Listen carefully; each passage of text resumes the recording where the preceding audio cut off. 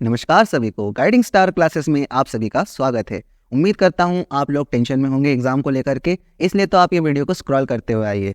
चलिए तो बिना टाइम वेस्ट करें हम सीधे क्वेश्चन पे आते हैं। आज का हमारा क्वेश्चन है, explain AC circuit containing inductance, capacitance and resistance in LCR circuit in below points. ये क्वेश्चन एग्जाम में मोस्ट टाइम भी है और कई बार ये एग्जाम में पूछा गया है। हमें इस क्वेश्चन को 4 पॉइंट में हल करना है, क्योंकि ये 4 मार्क्स का क्वेश्चन होता है, 4 पॉइंट्स में पूछा जाता है। हर पॉइंट का आपको 1 नंबर मिलता है। फर्स्ट हमारा पॉइंट रहेगा general info and diagram, second point है resultant voltage and phasor diagram, third है हमारा इंपेडेंस और फोर्थ है हमारा फेजर डिफरेंस। तो मेरा एक आपको सजेशन है, अगर आप क्वेश्चन करने मेरे साथ बैठ रहे हैं तो अपने साथ एक पेन और कॉपी जरूर लेकर बैठे, ताकि आपको क्या फीलिंग आए कि आप सभी लोग पढ़ रहे हैं। मुझे पता है आप लोग एग्जाम को लेकर टेंशन में हो, इसलिए बस एक काम करो, अब दूसरे वीडियो को स्क्रॉल करना बंद करो और एक कॉपी और पेन लेकर मेरे साथ करने बैठ जाओ। विश्वास दिलाता हूं आपको इस वीडियो के एंड में पूरा तरीके से सवाल आ जाएगा और एग्जाम में आप ये सवाल पूरे अच्छे तरीके से करके आते हैं। तो चलिए शुरू करते हैं।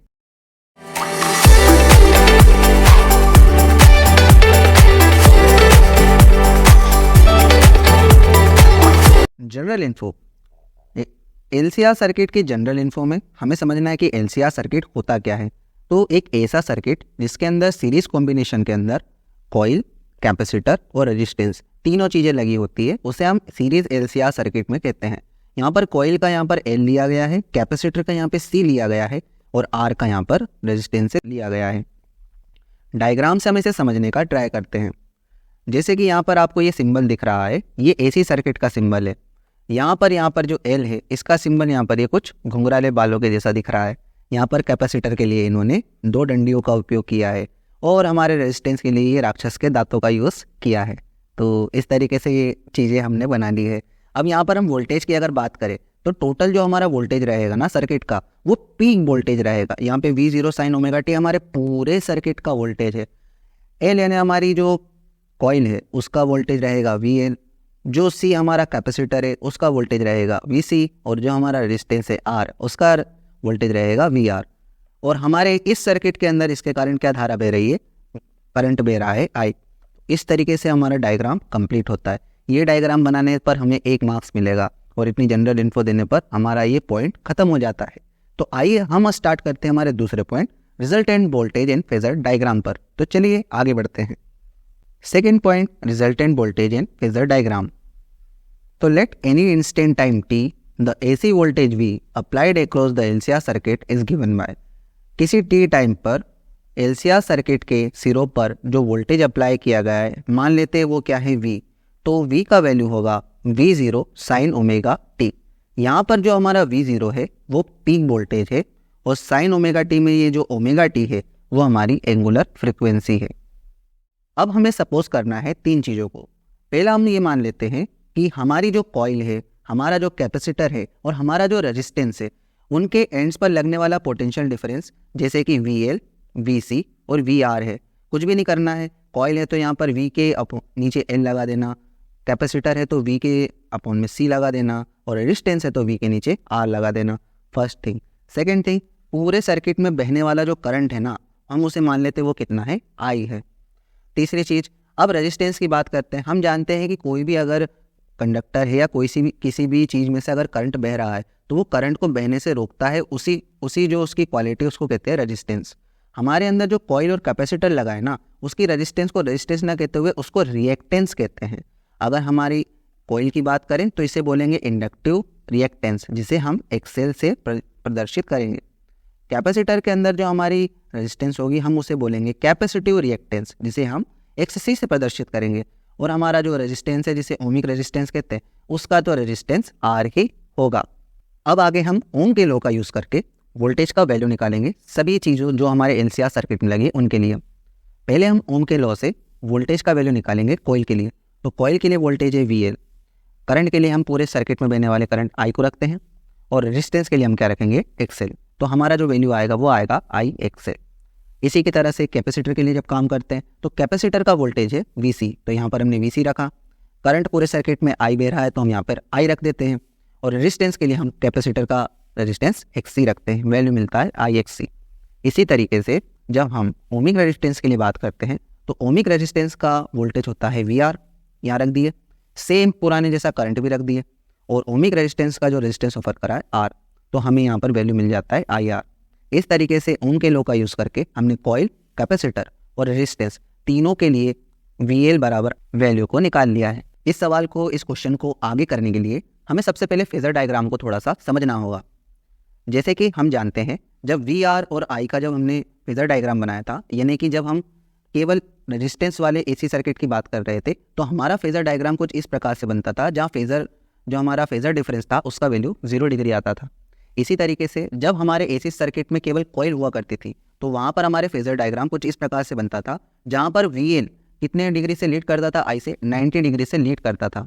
इसी तरीके से अगर हमारे एसी सर्किट में केवल कैपेसिटर अगर कंटेन होता था, तो यहाँ पर हमारा फेजर डायग्राम कुछ इस प्रकार से बनता था, इन वी सी बराबर is lagging behind I by 90 degree, तो वी सी नीचे आ जाता था। अब चूंकि हमारे एलसीआर सर्किट में एल भी है, सी भी है और आर भी है, तो हमारा जो फेजर डायग्राम बनेगा वो कुछ इस प्रकार से बनेगा। जैसे कि तीनों डायग्राम या फेजर डायग्राम में आपको ये देखने को मिलेगा कि हमारा जो करंट है वो बिल्कुल एक्स एक्सिस के अकॉर्डिंग बह रहा है, मतलब सीधी दिशा में बह रहा है।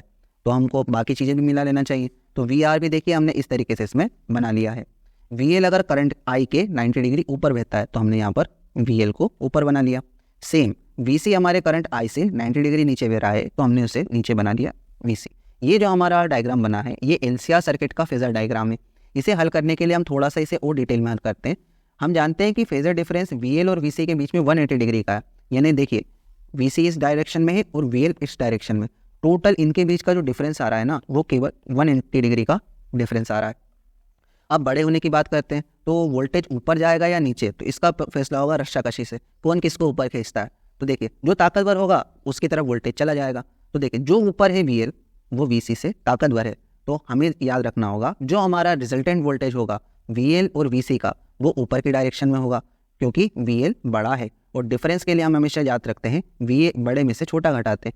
चूँकि वी एल बड़ा है वी सी से, इसलिए हम वी एल में से वी सी को माइनस करते हैं। तो यहाँ पर हमारा यहाँ पर रिजल्टेंट निकलता है वी एल माइनस वी सी। इन दोनों का रिजल्टेंट कहाँ पर आ चुका है, यहाँ पर आ चुका है। आगे इसे हल करने के लिए हम एक कार्य करते हैं। यहाँ पर हमें यूज़ करना होगा पाइथागोरस के थ्योरम का। पाइथागोरस थ्योरम क्या होता है, हम जानते हैं पाइथागोरस थ्योरम से हाइपोथिनस का square is equal to perpendicular का स्क्वायर प्लस बेस का स्क्वायर। अब जरा चित्र को देखकर हमें यहाँ पर वैल्यू रखना है। जैसे कि ये हमारा जो ट्रायंगल बन रहा है, जिसे हम नाम देते हैं ओ ए बी, इसके अंदर जो हमारा हाइपोथिनस है वो है हमारा ओ बी, जो हमारा परपेंडिकुलर है वो है ए बी, और जो हमारा बेस है वो है ओ ए। तो इनका वैल्यू हम रखते हैं। इस तरीके से वैल्यू हल होता है। हाइपोथिनस की जगह रखेंगे ओ बी, परपेंडिकुलर के लिए रखेंगे हम ए बी, और बेस के लिए हम रखेंगे ओ ए का स्क्वायर। आगे इनका वैल्यू रख के हल करते हैं।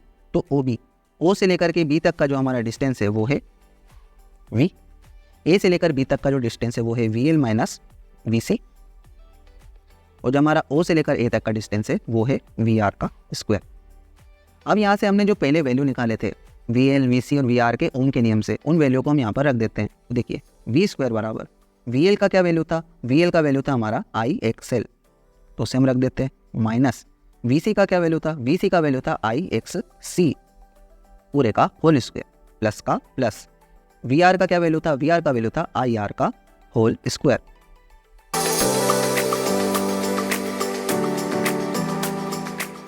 नेक्स्ट स्टेप के अंदर हम यहाँ से आई को कॉमन लेते हैं। तो आई जब कॉमन आएगा ना, तो यहाँ से स्क्वायर लगाए तो आई स्क्वायर के रूप में आएगा। आई स्क्वायर अंदर बचेगा एक्स एल माइनस एक्स सी, और यहाँ पर बचेगा इसका स्क्वायर प्लस, यहाँ पर दोनों का स्क्वायर होगा तो आई का स्क्वायर आर का स्क्वायर।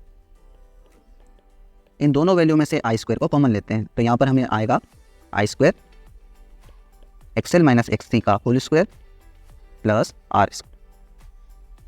आगे हल करने के लिए हम दोनों वैल्यू के ऊपर अंडर रूट लगा देते हैं। तो यहाँ पर हमारा अंडर रूट लगेगा, तो यहाँ से स्क्वायर से ये रूट कट जाएगा और आई स्क्वायर से ये बाहर आ जाएगा। तो वैल्यू बनता है v बराबर आई इंटू अंडर रूट, ये वैल्यू रूट के अंदर ही रहेगा, x L minus X C का होल स्क्वायर प्लस आर का स्क्वायर। अब एक चीज़ हमें याद रखना होगा, पुराने सवालों में हमने करके आए हैं, हम जानते हैं एक्स एल का वैल्यू होता है ओमेगा एल और एक्स सी का वैल्यू होता है 1/ओमेगा सी। पुराने वाले जो सवाल हमने करे थे ना सिंगल वाले, उसमें ये वैल्यू आता है। तो हम यहाँ पर इसका वैल्यू रखते हैं और इसे रखने पर v बराबर आई मल्टीप्लाई एक्सएल की जगह रखेंगे हम ओमेगा एल माइनस एक्स की जगह रखेंगे 1/ओमेगा c whole square plus R square. यही हमारे एलसीआर सर्किट के अंदर रिजल्टेंट वोल्टेज के लिए फॉर्मूला है और यही उसका वैल्यू है। इस तरीके से हमारा रिजल्टेंट वोल्टेज और फेजर डायग्राम कंप्लीट होता है। अब आते हैं हमारे नेक्स्ट ऑप्शन पर। इम्पेडेंस Z के लिए हमें ये क्या करना होगा, इसी फॉर्मूले को थोड़ा सा आगे की ओर हल करना होगा। तो हम यहाँ पर जो ये I का वैल्यू है इसे हम उठा करके V के अपॉन में रख देते हैं। तो हमारा वैल्यू बनता है V/I बराबर omega L minus one by omega c whole square plus R square. हम जानते हैं ओम के लॉ से V/I बराबर होता है रेजिस्टेंस, और यहाँ पर हमारा रेजिस्टेंस जिसे हम क्या बोलते हैं, इम्पेडेंस। इम्पेडेंस तब आती है जब एक एसी सर्किट के अंदर एक या एक से ज़्यादा L, C या R को हम जोड़ देते हैं। तो यहाँ पर रेजिस्टेंस को इम्पेडेंस के नाम से जान रहे हैं, इसलिए हम इस V/I की जगह R रखने की जगह Z रख देते हैं। तो हमारे लिए Z का इस प्रकार से ये फॉर्मूला बनता है, Z बराबर omega L minus one by omega c whole square plus R square. तो बड़ा सिंपल सा क्वेश्चन है। जो हमारे रिजल्टेंट वोल्टेज का फॉर्मूला आया था ना, उसमें केवल कुछ नहीं करना है, I को हटा करके V की जगह Z रखना है, तो हमारा इम्पेडेंस भी बनता है। थर्ड पॉइंट इसी तरीके से हमारा कंप्लीट होता है। अब हमारा आएगा फोर्थ पॉइंट, जिसमें हमें फेजर डिफरेंस के लिए काम करना है। तो चलिए उसके ऊपर आते हैं। अब आते हैं हमारे फेजर डिफरेंस पे। फेजर डिफरेंस को करने के लिए हमें इस ट्राइंगल को ध्यान से देखना होगा। ये ट्राइंगल है हमारा OAB। OAB ट्राइंगल के अंदर ये जो हमारी OB साइड है, ये है हमारा रिजल्टेंट वोल्टेज V। जो हमारी OA साइड है, OA साइड पर आ रहा है हमारा करंट I। तो इन दोनों के बीच का जो डिफरेंस होगा उसे ही बोलेंगे हम फेजर डिफरेंस, जिसे हम जान रहे हैं पाई से। तो आगे हल करने के लिए इस चित्र को मैंने यहाँ पर आगे बता दिया है। तो यहाँ से हम जाकर इसमें वैल्यू रखेंगे। सवाल करने के लिए हमें लेना होगा tan phi। हम जानते हैं कि tan थीटा बराबर होता है परपेंडिकुलर अपॉन बेस। इस वाले सवाल में हमारा परपेंडिकुलर है AB तथा OA है हमारा बेस। इसके लिए हम यहाँ पर वैल्यू रखते हैं tan phi is equal to AB upon OA। tan phi is equal to AB की जगह हम रखेंगे VL माइनस VC और OA की जगह रखेंगे VR।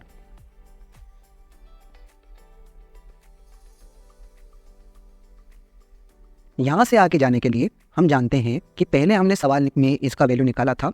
VL बराबर था IXL, VC बराबर था IXC और VR बराबर था IR। इनका वैल्यू इस समीकरण में पुट करते हैं। tan phi is equal to IXL minus IXC upon IR। आगे हल करने के लिए इस इक्वेशन के ऊपर वाले पार्ट में से I को कॉमन ले लेते हैं। तो हमारा इक्वेशन इस तरह से बनेगा IXL minus IXC upon IR। आगे चल करके I से I कैंसिल हो जाता है और हमारे पास ये वैल्यू बनता है tan phi is equal to XL minus XC upon R। Last step phi को हम यही रहने देते हैं और हमारा जो tan है वो बराबर के इधर चला जाता है। बराबर के इधर जाने के कारण ये इन्वर्स में हो जाता है। तो हम phi बराबर लिखेंगे tan inverse XL minus XC upon R। ये है हमारा फेजर डिफरेंस।